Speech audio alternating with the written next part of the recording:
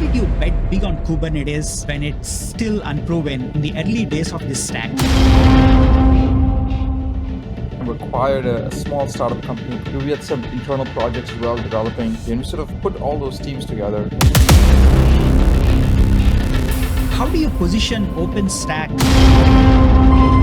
versus OpenShift virtualization, particularly for customers and enterprises considering private cloud and hybrid cloud? Red Hat's been very keen to ensure that they are focused in the direction of customer choice.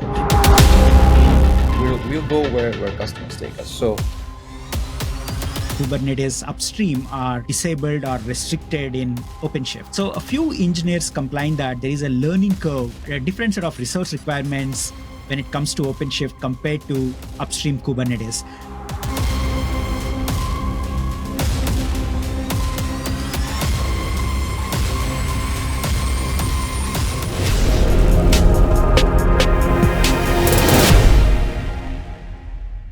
Ladies and gentlemen, welcome back to another episode of The Encounter, where we talk to senior leaders from the tech industry to get their unique perspectives and insights. Today, we have a very special guest joining us. Please welcome Ashesh Badani, Chief Product Officer at Red Hat. He is the face of OpenShift and container management platforms. Ashesh, it's great to have you on my show. Thanks for having me, John. It's a real pleasure. So, Ashesh, I remember vividly meeting you at one of the very first KubeCons in San Francisco. And you made a huge bet on shifting the original PaaS from where it was to Kubernetes, and since then, it has come a long way. Yeah. So, interestingly, OpenShift has been on my radar since its original incarnation, which was called Makara, if I got it right. And since then, OpenShift has gone through a huge transformation. And today it's one of the leading enterprise container management platforms. So why did you bet big on Kubernetes when it's still unproven in the early days of this stack? Yeah, so good memory, Johnny. I remember that meeting as well, right? So we've had a long journey together, and you've definitely followed us closely. So I'll rewind back, right? Let me do a quick history lesson. When we first got started, right? So this is in the 2011 timeframe. I mean, if you recall, at the time, the market was just discovering, what PaaS was, platform as service. One of the earliest, if you will, progenitors of that market at that time was Heroku, right? So that was the gold standard everyone was sort of measuring by. The Red Hat perspective at that time was to say, look, we've got some pretty good exposure to Linux and sysadmins. We seem to understand how to work with Java developers as part of the JBoss heritage. How do we make sure that we're embracing this next generation of cloud? At that time, we acquired a small startup company called Makara.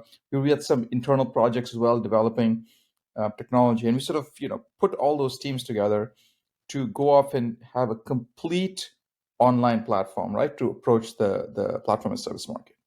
As we started at that point, obviously, like I said, right, we were influenced by some of the things that Heroku was doing.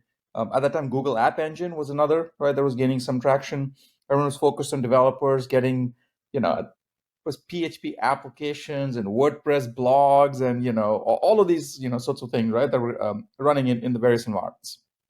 We started seeing some early customer interest as well to say, hey, can we go and deploy this, where we are running at scale? Now, customers at that point hadn't fully embraced public cloud yet. They were in the pretty early stage of that themselves. And so we made a decision at that time to say, let's make our platform available not just as a fully hosted offering in the public cloud, let's make that available on-premise as well. Right. So we launched that in 2012 at AWS reInvent, right? And that's maybe one of the things that you're recollecting. And we started getting some customer traction, right? So at that time, it was OpenShift doing that. Another community got started around Cloud Foundry, and they started getting some groups of companies together and getting traction. It was still a very fragmented market, right? Between what OpenShift was doing, as Cloud Foundry was doing, what the public cloud providers were doing, and we're starting to realize, something needs to change here, right? For there to be greater standardization, right? Otherwise, between build packs and what we had something called cartridges back then, and different modified build packs that ran on a cloud file. There was just no portability of applications across these environments. When we saw the Docker technology one being demonstrated, right, we were very intrigued by that. We were also had the opportunity to partner very closely with Google on Kubernetes from the earliest stage, right? Literally at the stage where they said, let's get together, form a community around this, and make sure that we can have this be the basis of standardized container orchestration across the market. It wasn't clear, if you remember well, this time, Johnny, it wasn't clear, right, that Kubernetes would be the one that become most popular, right? Because Docker had technology of their own at that time. There was technology coming out of Hadoop as well. Back in the days, there used to be Mesos, right? For resource allocation, and all of these were out there.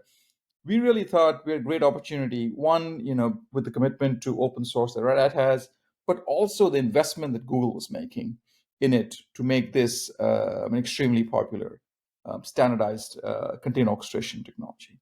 So in our transition going from OpenShift version V2 to V3, we made the complete leap forward, right? So we rewrote the entire technology set in Go, right? So OpenShift V2 and before, all the older, if you will, platforms are being written in Ruby, right? Golang was preferred by both Docker as well as by in Kubernetes, right? Those are the languages that was used for getting those technologies out. So we rewrote our platform on that and released OpenShift V3 in summer of 2015, right?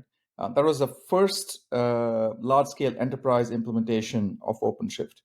And that really captured the market, right? I think we were just at that right stage of when customers started to realize the benefits of what a PaaS could do at scale, both obviously in their own on-premise environments, but then also in the public cloud. But being able to have something that could become a standard was an extremely powerful thing, right? So you've got this set of Kubernetes APIs, right, that folks can write to, and that can be consistent. And then all the different vendors or providers can make sure that they're providing alternatives of the implementations. Awesome. What actually caught my attention in the very early days was your approach to SCI, source to image. Yes.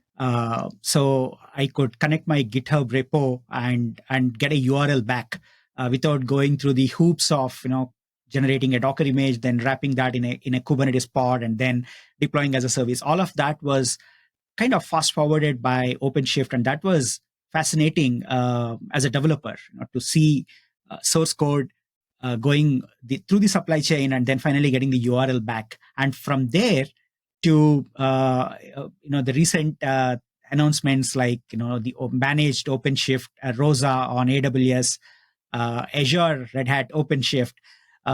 Fantastic progress, and I've been following this journey all along. So great job on that. So coming to another interesting aspect. Initially, Red Hat was, this was pre-OpenShift days or pre-Kubernetes becoming popular. Red Hat was very, very focused on OpenStack, the Red Hat Enterprise OpenStack, and building a stack based on RHEL. So then eventually we know what happened with OpenStack, and like a lot of companies, you heard customers and you shifted the directions. And today we see OpenShift becoming this overarching infrastructure layer, not just for containers and pods, but even VMs with OpenShift virtualization. So as an exec, who has been at the helm of this transition, how do you position OpenStack versus OpenShift virtualization, particularly for customers and enterprises considering private cloud and hybrid cloud? Yeah, good question. In some sense, Red Hat's been very keen to ensure that they're focused in direction of customer choice, right? And we'll go where customers take us. So OpenStack came about, as you well know, with the real interest in saying, how can we have a private cloud infrastructure as a service, right? Great. I don't even know if alternative is the right word, right? But a great option for customers who want to go and deploy and run this at scale, and perhaps want to also do this in parallel with public cloud infrastructure. We have a lot of customers who are using OpenStack today, right? In telco, right, service provider, that's probably the largest, set of customers there, but also in financial services, also in government.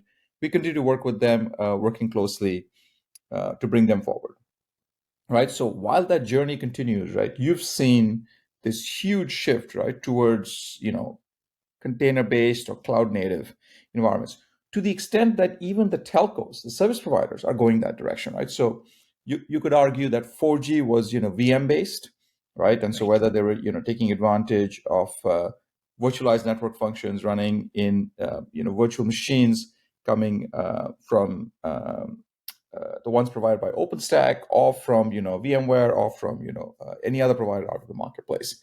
Increasingly for 5G, it's CNFs, right? Containerized network functions, cloud native network functions, right? And they're all running to ensure that they're ready for the transition that's actually happened in the enterprise world, right? Is also being brought to the telco service provider world. So our perspective is to be able to go off and say we can embrace that. How we can do that is to say, look, how can we give you a common control plane, a common management framework across both a container-based one as well as VM-based one. One way we're doing that is ensuring we're bringing to bear some of the ability to manage an OpenStack environment with OpenShift or Kubernetes, right? So those two will come together with regard to a management plane. But the second one, which is the one you're referring to, Johnny, right, is this notion of OpenShift virtualization, right? So that's a project we'd kicked off a while ago called KubeVirt. But at the time it started, people were like, well, what, not sure exactly what we're trying to do there, right? Because that felt like, turtles all the way down, right? Instead of saying, run OpenShift in a VM, right? So we're trying to turn that around to say, run the VM, inside OpenShift. The argument was a simple one, and it seems to be holding, which is to say, if you want one way to orchestrate all the applications that you're running at scale, whether they're container-based or VM-based ones, how can we take certain classes of applications that are running in VMs for a variety of reasons, right? Including, for example, security to certify them. Certain application teams don't want to change them or don't have the skill sets to do that, or it's not even worth their while. And then bring that into the same container cloud native based environment, right? So then you can run and manage them consistently across the board. So we're definitely seeing customer interest in adopting OpenShift virtualization, right? It's just a feature for us within the OpenShift platform, right? So when you're deploying and running, modernized or new cloud native applications, you can also bring your virtual machine based ones and be able to run that consistently. And we believe being able to both provide OpenStack, allowing existing customers to run that, right? As you know, service providers have long life cycles that we need to make sure we go off and support, but then also giving them a choice and alternative with regard to being able to take and deploy OpenShift and run VMs, within it, is one that's ultimately more beneficial to our customer base. Absolutely. And your investments and contribution to KVM will actually pay back with OpenShift virtualization. And I remember, I think in 2019, KubeCon at San Diego, during the keynote demo, one of the telco providers actually pulled a huge rack of servers running the 5G stack. I'm not sure if it was actually running OpenShift, but that was the first time we saw a production grade cloud native telco stack powered by Kubernetes. I think it was running OpenShift, if I remember it right. We actually have now many customers doing this at scale around the world, right? I mean, Verizon obviously is a great example, right? But not the only one, right? Telefonica in Spain, customers out in Japan.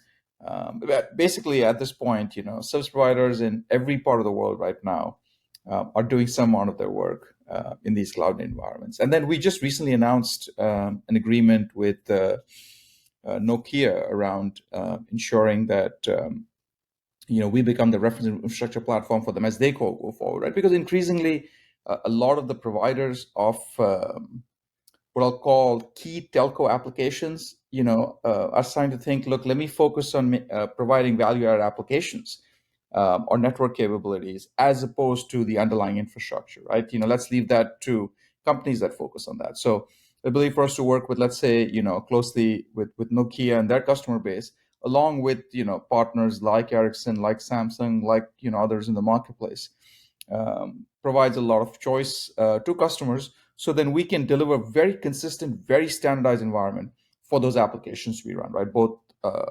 on-premise, in the environment, close to where these 5G networks are being built out, as well as ensuring that we're doing that in the public cloud as well. Got it. Got it.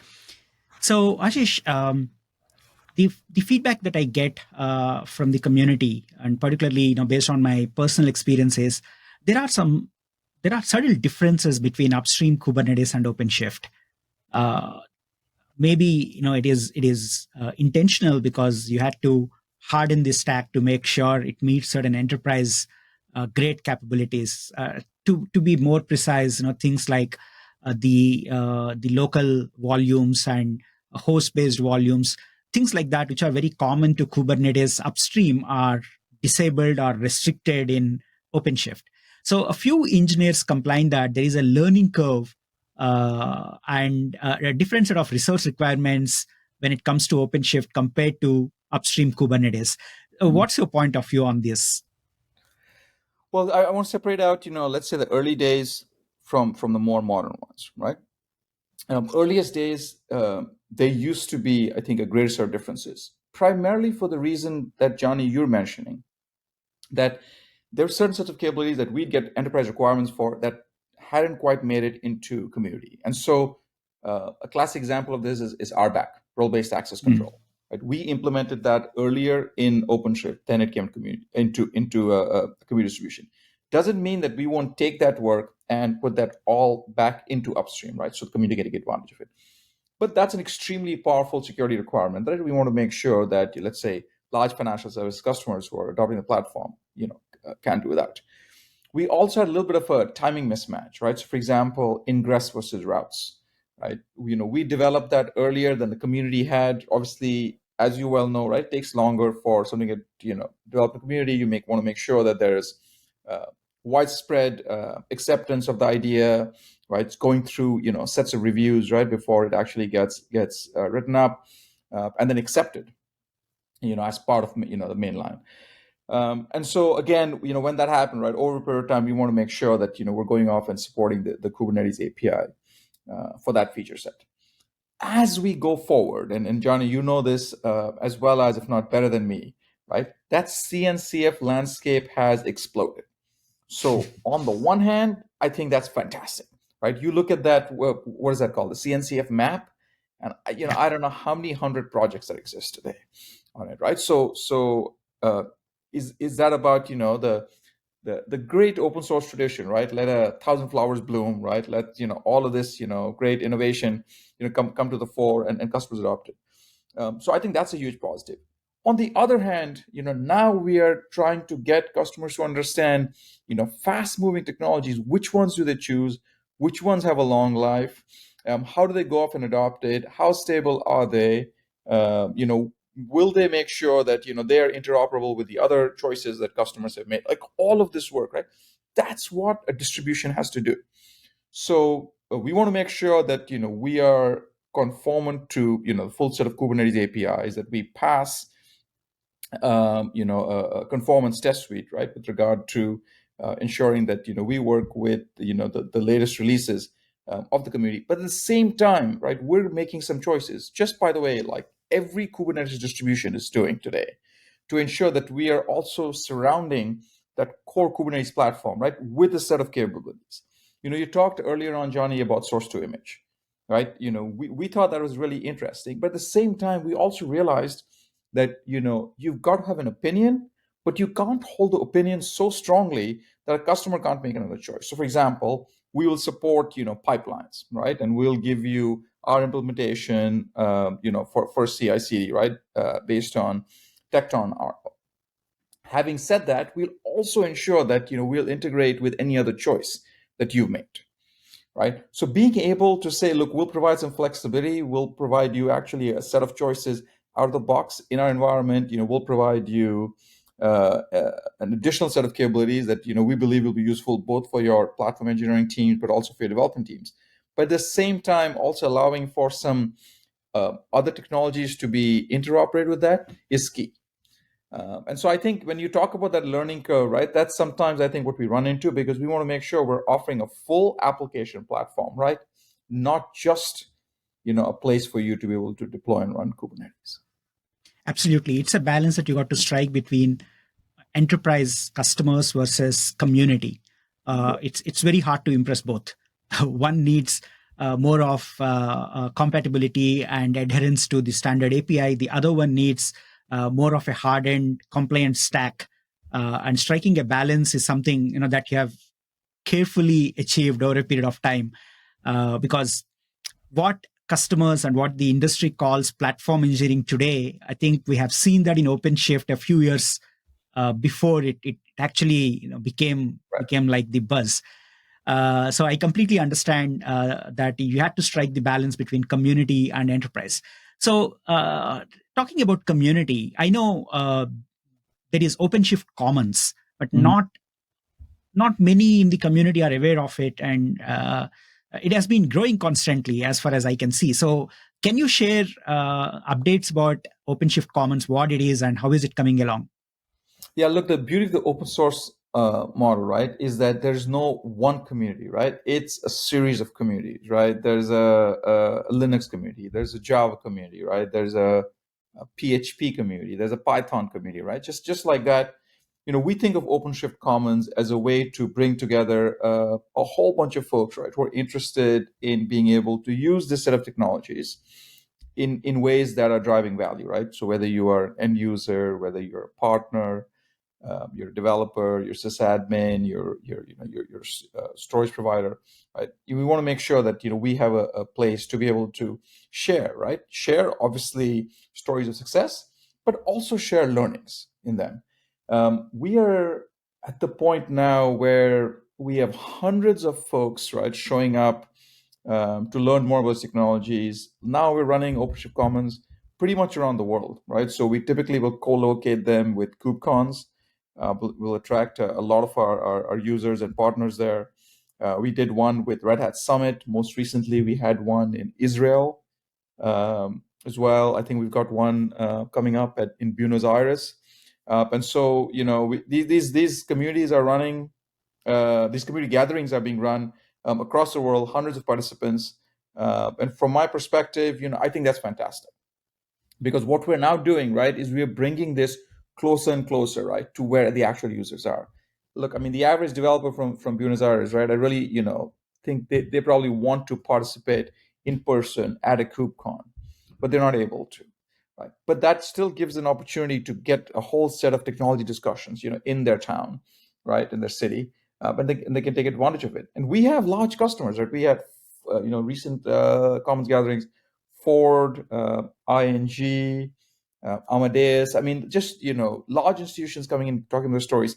But we also have technologists, right, talking about advances in what they're doing. For example, the work NVIDIA is doing with the community, and so on, right? So it's a great balance, a great mix between user stories, partner sharing what they're doing, as well as us talking about the future of our roadmaps. Got it. So, um, looking at the current market dynamics, particularly after VMware got acquired by Broadcom, the dynamics have changed completely. There are also concerns and sometimes apprehensions from enterprise customers about Broadcom changing the licensing policy and maybe even increase the cost of vSphere and vCenter licensing. So, as one of the key competitors of VMware, are you seeing an exodus of vSphere and Tanzu customers to OpenShift? Yeah, look, it's no secret, right? There's been a lot of chatter about, what Broadcom will do with VMware, right? There've been the publicly discussed um, conversations around, price increases or, changes of any kind of licensing model. We're seeing more than our fair share of that, right? So there's a lot of customers thinking about, look, what are my alternatives in this environment? Our perspective is one of looking ahead, right? So we don't want to necessarily go back into what we believe, is a traditional market space, right? Being able to provide a platform like an OpenShift is a way for customers to modernize their applications, bring them to bear, but also take advantage. For example, Johnny, we talked about OpenShift virtualization, right? If you say, look, I've got applications that are running in a virtualized environment, right? I can go and directly run them, taking advantage of KVM on OpenShift, have them orchestrated. We talked about OpenStack as being one as well. A lot of customers running OpenShift directly on a VMware-based environment, right? So we'll continue to work with them to support that. So what we're trying to do increasingly is to tell customers, look, let's understand where you're in the journey today and where you want to go. And then we will work with you step by step, identify use case, identify applications, and be able to move them over and take them forward. So I think it's a real opportunity, right, for customers to just take a pause and really rethink where they are, right? Sometimes you get so caught up in just the way you're doing things that you almost need a compelling event to be able to take that pause, have a discussion, and then we're happy to assist them in any which way we can. So have you built an on-ramp program or a migration tool that makes customers transition easy from Tanzu to OpenShift? We do actually have migration tools, right? We do have migration tools to allow it to make it easier for customers who are running, let's say a Cloud Foundry-based environment, right, to move over to an OpenShift. But so you follow the space closely, Johnny. So you know this, right? There used to be a time and period where there was a real big push on 12-factor, right? And cloud native stateless applications. All along, we've always believed, there's definitely a place for stateless applications. But from the very first day that we launched our platform, we were supporting stateful applications, right? Just because we realized, look, there's a whole set of applications, right, that if we don't ensure that we're supporting, we're going to leave them behind, right? And this balance between, what's new as well as what's existing. And so being able to go off and have that conversation, is a compelling one, right? To be able to say, look, I'm going to support you both with your, newer applications, but also with existing ones. And then make sure that, we work closely with partners, right? We're not going to do this all ourselves, right? Typically, there are a lot of, large SI types of partners who will help customers with this migration. So the tools will do some of the work, but some of these applications, right, have been in place for so long, right, that there's an opportunity for us to go and have a conversation around, should we re-architect, is there some refactoring needed, right? Should there be some rehosting in some cases, right? And then make the appropriate choices and bring them over. Got it. So, Red Hat's acquisition by IBM has been one of the most historical M&A deals of our times. Being one of the largest and most successful open source companies getting acquired, made a lot of news. So it's been a few years. So I'm just curious, how much does OpenShift help IBM drive its cloud adoption, both public and private? Yeah, great question, Johnny. Right, and I get asked somewhat of this question on a pretty regular basis, right? So now we're running up into 4 years since the acquisition closed, right? So summer of 2019 was when it closed, right? And we're coming up into the middle of 2023. The chief sponsor of the acquisition from the IBM side was Arvind Krishna. Arvind is now the CEO of IBM, and all along he has been very public in saying that IBM expresses a preference for Red Hat. Red Hat does not need to express a preference for IBM. The point being that he did, and certainly IBM leadership really values the independence that Red Hat has, and that's something that we bring to the market, and definitely as value creation for IBM as a key part of what we do. Right, so the ability for us to say we work very closely with IBM, but also with AWS and Google and Microsoft, as well as an Accenture, right? All the other companies that you can think of that perhaps as competing more with an IBM. IBM's been true to that. What IBM's also been very good at doing is ensuring that its entire software portfolio is certified, integrated to run both with the Red Hat Enterprise Linux as well as with OpenShift. Right, so as you go off and adopt pieces of the IBM portfolio, right, whether it's the cloud packs for data or some of the AI machine learning tools, right, you'll find that they are all certified and run in Red Hat environments. So I think that's the power that IBM can bring, right? It has a huge technology stack, right? And obviously, is very very deep reach with some of the largest enterprises in the world, right? Just because the relationship is going back decades with these companies. And the ability for them to be able to then say, we can introduce, the work that Red Hat is doing. We haven't even talked, for example, Johnny, about the Ansible automation technology, right, which is getting a lot of interest as Yeah, well. And be able to say, hey, you've invested in all these IBM technologies. Here's an opportunity for you to look at, all the work that Red Hat is doing. And we found that to be an extremely beneficial part of, our work together.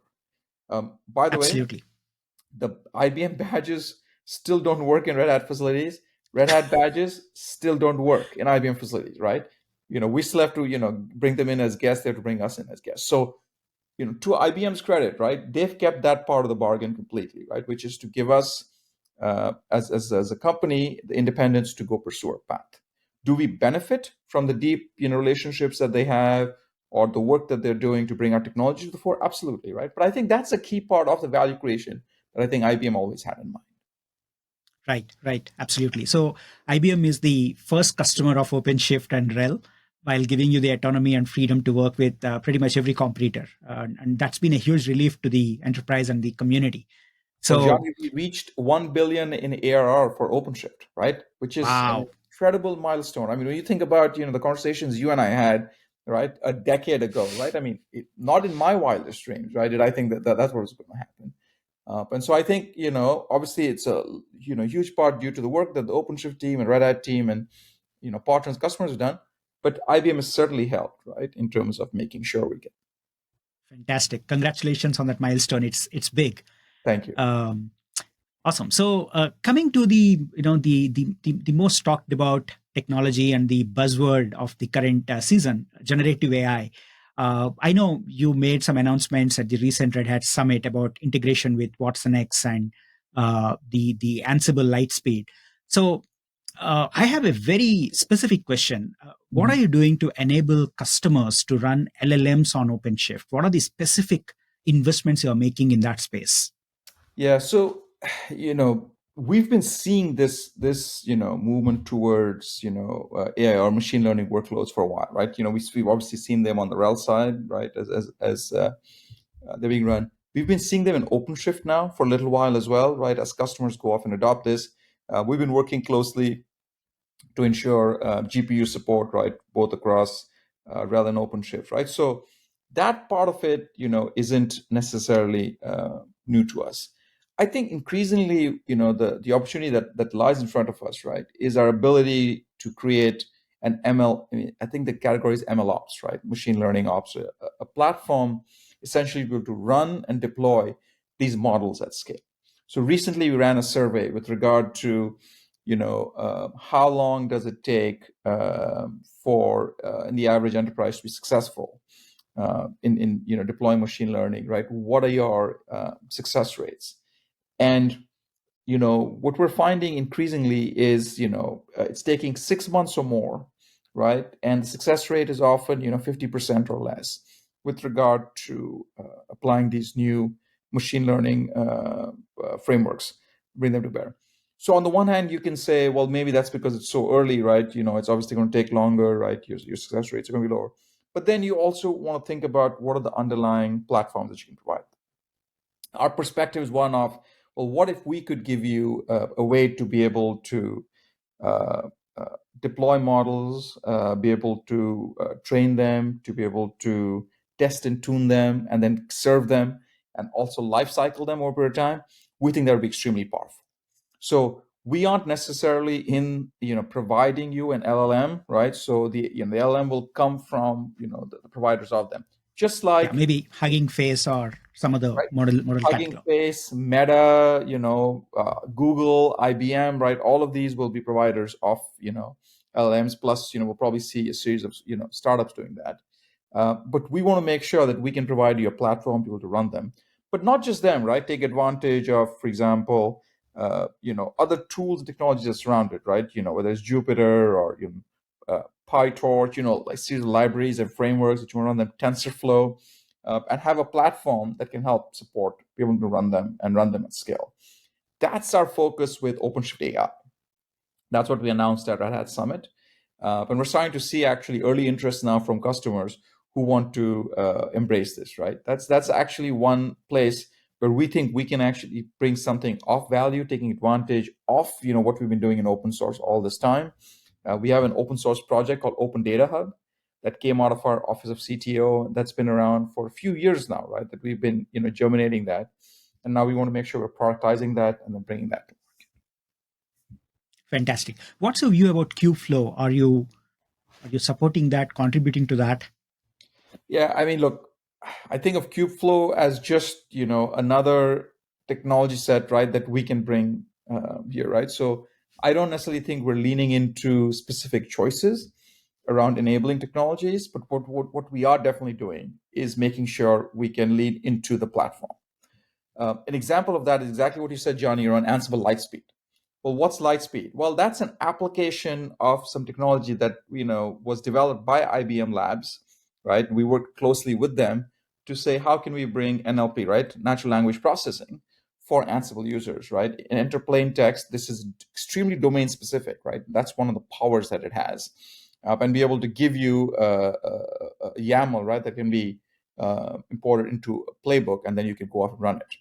Now we're in the early stages, right? We've got hundreds of users now testing it, right? Giving feedback. Where as we accept it, right, the model accuracy becomes better, and then we want to make sure that we can then provide something like that, which is a way to apply AI/ML to existing technology that customers can use. So now you could ask and be like, well, is that automation or is that AI/ML? And I think my answer to that is yes, right? And that's the way it should be. I think you've been thinking a lot about this, right? Which is how much abstraction should there be for customers? So there'll be a class of customers, right? That'll say, I want to be able to run on premise a specific LLM, and I want to tune that to my own data, right? And that's really important to me. I don't want that to be out in the public cloud or out anywhere, right? I want to make sure that I can have full control of that.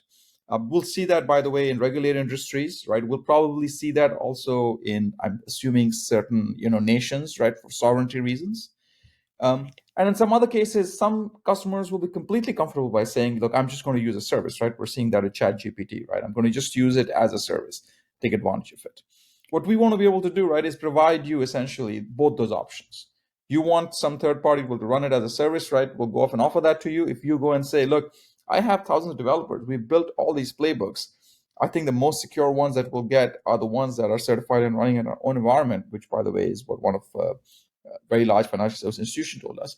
Well, then we want to be able to give you an LLM that you can then tune for your environment and then be able to run it and control it and manage it yourself.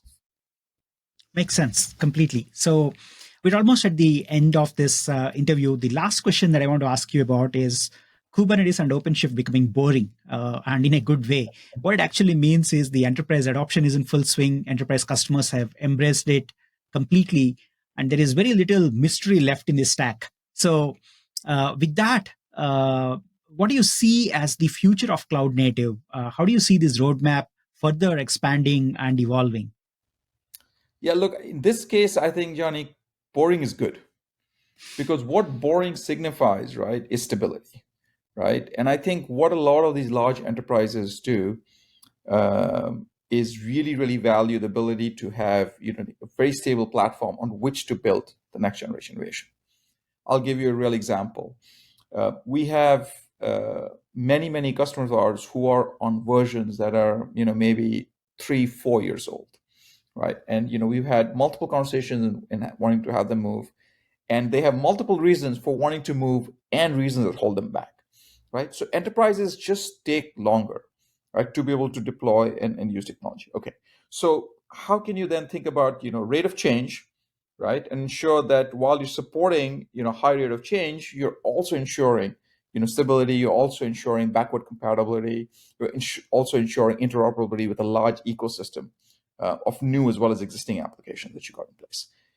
To that end, we're focused a lot on application modernization, right? Take existing applications and think about how you can run them in container-based environments, as well in certain cases, right? If you want to be able to run them at scale, where you have them, right? How can we make sure that we can provide automation technologies, right, to help you manage them in a more secure fashion?